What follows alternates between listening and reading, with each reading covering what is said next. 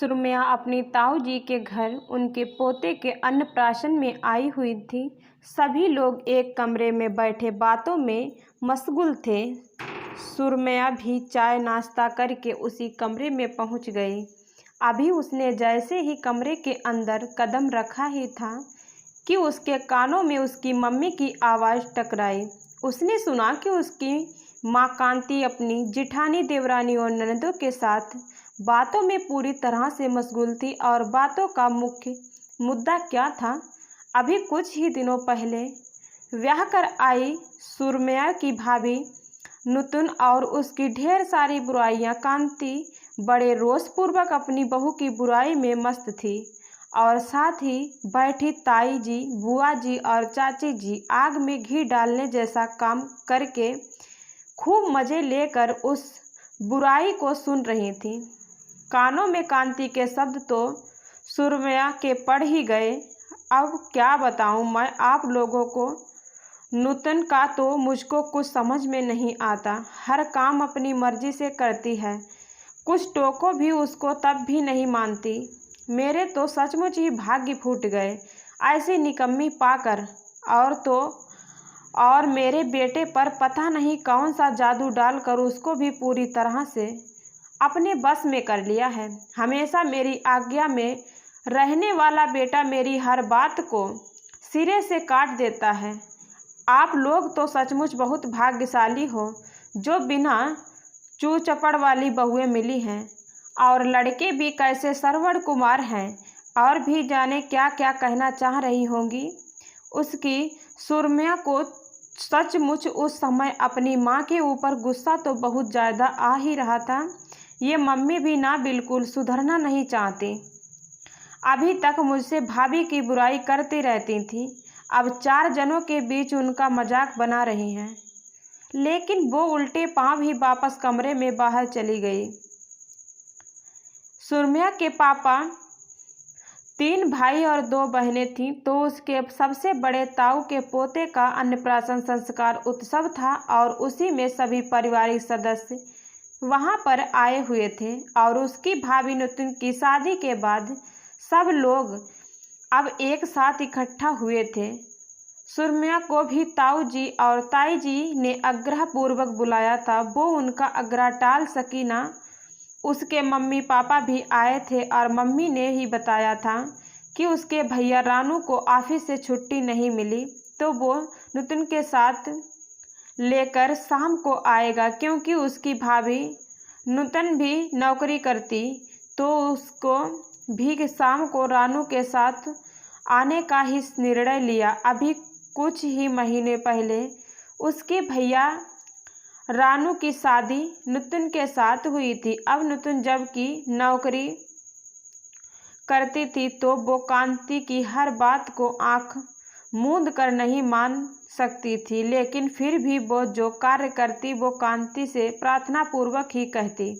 लेकिन कांति ने सिर्फ उनकी बुराइयां देखने का ही ठेका लिए रखा था। ना तो कांति को उसको पहनावा पसंद था, ना ही उसको नुतन के सबके साथ में बराबर से बैठना उठना ही नहीं, उसका सबके साथ ही बैठकर खाना पीना, ना ही उसका भैया के साथ अकेले बाहर घूमने फिरने जाना। यही सब सोचते सोचते सुरम्या अपनी मम्मी की बातों के बारे में सोचकर दुखी होने लगी।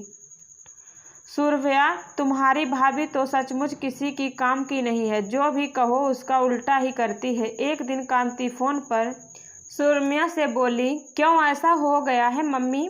भाभी तो हमको बहुत अच्छी लगती हैं। सुरम्या ने मुस्कुराते हुए, अरे अच्छी बच्ची खाक हैं।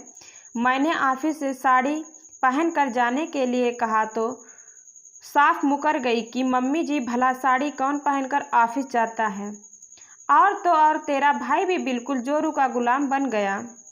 अब तो कहने लगा, मम्मी आप भी बेकार की बातें करती हो। अगर नूतन साड़ी पहनकर ऑफिस जाएगी तो लोग बाहर उसकी मजाक बनाएंगे। कांति ने मुंह बनाते हुए सुरम्या से कहा, तो मम्मी इसमें भाई और भाभी ने क्या गलत कहा? जहां सब लोग मॉडर्न ड्रेस में होंगे वहां भाभी को अजीब सा नहीं लगेगा? सुरम्या ने कांति को समझने की कोशिश की और उसका क्या चाहे तेरे पापा बैठे हों चाहे हम बैठे हों, झट से पलंग और कुर्सी पर बिना बड़ों का लिहाज किए बगैर फट से बराबर में महारानी की तरह विराजमान हो जाएंगी। कोई छोटे बड़े का लिहाज तो ही रह नहीं गया। जैसे हमारे ज़माने में मजाल क्या जो बड़े लोगों के बराबर में बैठ जाओ। टाट का बोरा लेकर ज़मीन पर बैठना पड़ता था, फिर भी सास चार बातें सुनाने से नहीं चूकती थी। कांति फिर से मुंह बिचकाते हुए, मम्मी क्या हो गया आपको? आज ज़माना बदल चुका है, ज़माने के साथ चलना सीखिए। हमारे अप टू डेट भाभी टाट का बोरा लेकर ज़मीन पर बैठेंगी। आपका तो सचमुच दिमाग खराब हो गया है, क्योंकि आप जानबूझकर भाभी को बुरा मानने की कोशिश कर रही हो। सुरम्या थोड़ा सा गुस्सा होकर बोली, अरे मैं कब कह रही हूँ कि वो टाट के बोरे पर बैठे? दरी ले, चादर ले क्या ज़रूरी है कि बड़ों के साथ बराबर में बैठ जाए? और फिर दूसरी बात, मैंने उससे कहा कि रात के खाने में सबको गर्मा गर्म रोटियां परोसा करो, तो जानती हो उसने क्या किया कि खाना बनाने वाली ही रख ली और बोली, मम्मी जी मैं ऑफिस से आते आते बहुत थक जाती हूँ। महारानी खाना बनाने वाली की वजह से मुझको भी गर्म रोटियां खाने को मिल जाएंगी। मुझको भी गर्म रोटियों का शौक़ है। सच बताऊं सुरभ्या बेटा, तुम अपनी भाभी को बहुत अच्छा कह रही हो ना, लेकिन एक नंबर की काहिल है। वो महारानी की तरह बैठना चाहती है, दिन भर ऑफिस में आराम और फिर घर का आकर थके होने का बहाना। इतनी बहानेबाजी तो बहुत कोई उससे सीखे। कांति को तो नुतन में बुराइयां ही बुराइयां नज़र आ रही थी। मम्मी ये तो और भी अच्छी बात है कि आपको दोपहर के खाने में भी आराम हो जाएगी। ठाठ से बैठकर आप भी गर्मा गर्म खाने का आनंद लीजिए। और रही बात थके होने की, तो आजकल प्राइवेट कंपनी वाले अपने कर्मचारियों को पूरी तरह से थका देते हैं। आप क्या समझोगी कि वो काहिली कहती है या सचमुच परेशान हो जाती है? आपको अपने बेटे की थकावट तो बहुत दिखाई पड़ती थी, लेकिन बहू की थकावट काहिली नजर आ रही है। सुरभ्या ने आंस कर कहा, तुमको तो अपनी भाभी में कोई बुराई नज़र ही नहीं आ रही। अच्छा और सुनो, अभी परसों की ही बात है, शाम को ऑफिस से दोनों मियाँ बीवी आए और पिक्चर देखने के लिए चले गए। मुझको तो कुछ भी समझ में नहीं आता, पता नहीं कैसी बहू भगवान ने हमको दी है। दुनिया भर की बहुएं देखो कैसे दब चल कर रहती हैं, देखने में लगता है कि वो बहुएं हैं, लेकिन हमारे तो नसीब ही खोटा था।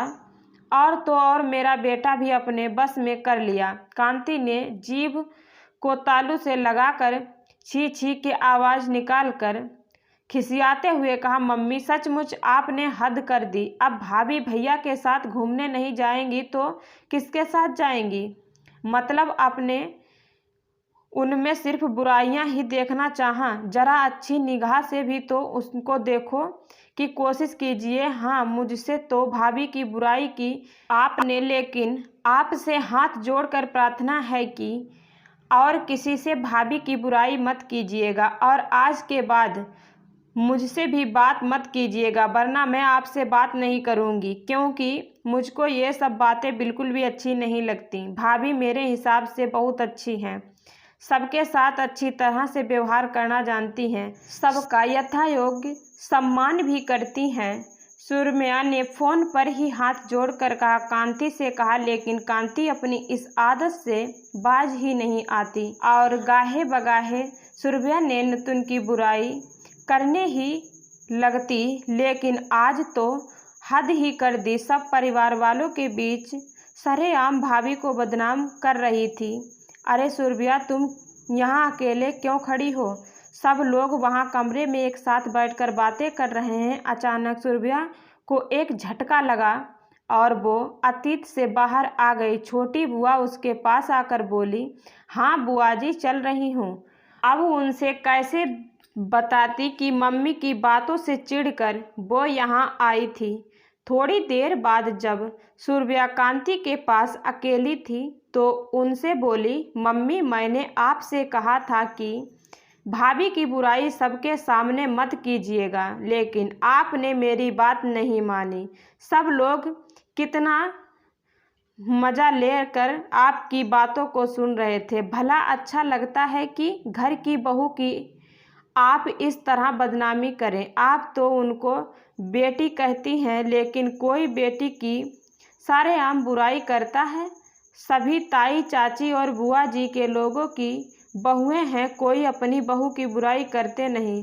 सुनाई पड़ा, सबकी बहुएं दूध की धुली नहीं होंगी, लेकिन किसी ने अपनी बहुओं के बारे में आज तक आपसे कुछ नहीं कहा, बल्कि आपने अपनी ही खुद खिल्ली उड़ा ली कि आपकी बहू सचमुच बहुत खराब है।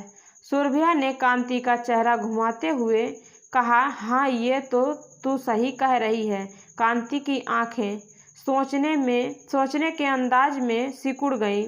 आज अपने भाभी की इस तरह बुराई करके बिल्कुल भी अच्छा नहीं किया। शाम को जब भाभी भैया के साथ आएंगी तो सब लोग उनको कैसी निगाह से देखेंगे, जबकि वो सबसे शादी के बाद पहली बार मिलेंगी। इस बारे में बिल्कुल भी आपने नहीं सोचा। सुरभिया की तो आंखें खुद के बारे में झिलमिला उठी। अब तो सुरभिया की बात सुनकर कांति को सचमुच महसूस हुआ कि उससे बहुत बड़ी गलती हो गई, क्योंकि अब तो नुतुन उसके परिवार की इज्जत है। अब तो कांति पछताने लगी, लेकिन अब तो कुछ भी नहीं कर सकती थी, क्योंकि तीर कमान से निकल चुका था। खैर, नुतुन रानू के साथ शाम को आई। बहुत सनीलता के साथ साड़ी पहने और सभी के बहुत कायदे से झुक झुका कर पैर छुए, सबसे बड़े सम्मान के साथ बातचीत की।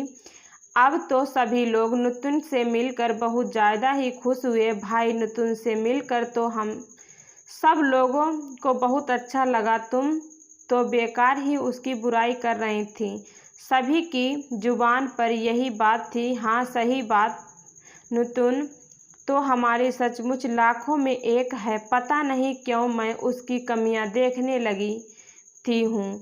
आखिरकार कांति की जुबान से निकल ही गया। सुरभिया अपनी मम्मी के मुंह से ये शब्द सुनकर बहुत ही अच्छा लगा, क्योंकि देर आयत दुरुस्त। और उसके बाद तो उसने कान पकड़कर कसम खाई कि वो अब कभी भी बहू की बुराई किसी के सामने नहीं करेगी। ये कहानी पूर्णतः स्वरचित है, मौलिक है। दोस्तों, क्या कांति सही कह रही थी? क्या सुरभिया ने सही कहा? लाइक और कमेंट के द्वारा अवश्य अवगत कराइएगा और प्लीज़ मुझको फॉलो